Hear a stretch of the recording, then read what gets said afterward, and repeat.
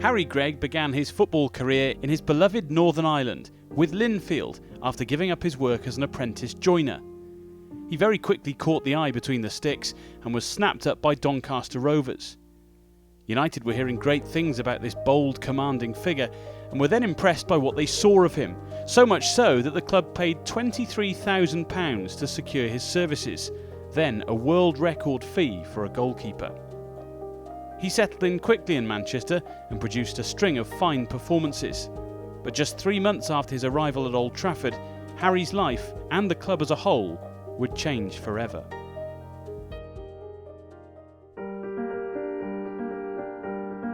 The 6th of February 1958 was Manchester United's darkest day. Harry was part of the squad making its way back home following a European Cup game in Belgrade. The plane refueled in Munich and then crashed on its third attempt at takeoff. Harry survived, but put his life on the line as he rushed into the burning wreckage in an attempt to rescue his fellow passengers and friends.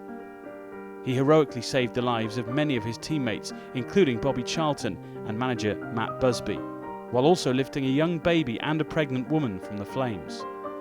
Tragically, 23 people died, including 8 of Harry's teammates. Well, I was lucky I got out because my safety belt was broke and I crept out on my hands and knees. Just as I got to the outside of the plane, I seen a few of the boys hanging about, Peter here, and I called him to come back. I heard a kiddie crying and brought me to the senses. I lifted the kiddie out and handed it to Peter. He took it away. Well, I went round to the back of the plane and the first person I saw was Billy Folks. Remarkably, 13 days later, Harry and United were back in action as the club pulled together to take on Sheffield Wednesday in the FA Cup. Harry was a driving force in a patchwork team built by Jimmy Murphy and was determined to perform in memory of his fallen friends. The team reached the FA Cup final just 3 months after the horrific events of Munich. The Reds ended up as runners-up, but the fact that they'd even progressed that far was testament to the courage and character of the side, typified by Harry Gregg.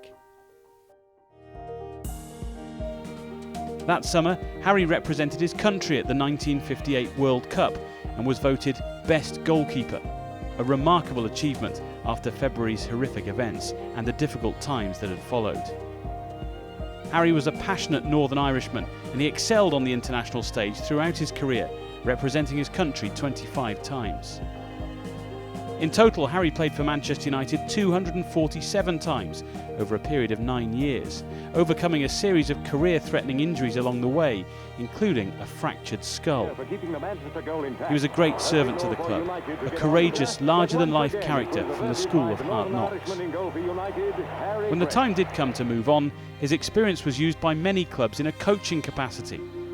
Eventually, United came calling once again, and in 1978 he returned to Old Trafford to train the goalkeepers until the arrival of Ron Atkinson 3 years later. He was awarded an MBE in 1995, and in 2008 he proudly accepted an honorary doctorate from the University of Ulster. Harry always had an opinion, usually a strong one. He enjoyed a spell as a TV pundit, passing on his footballing wisdom to the viewers who had watched him develop into such a top player. Above all, Harry Gregg was a most reluctant hero, but a hero nonetheless.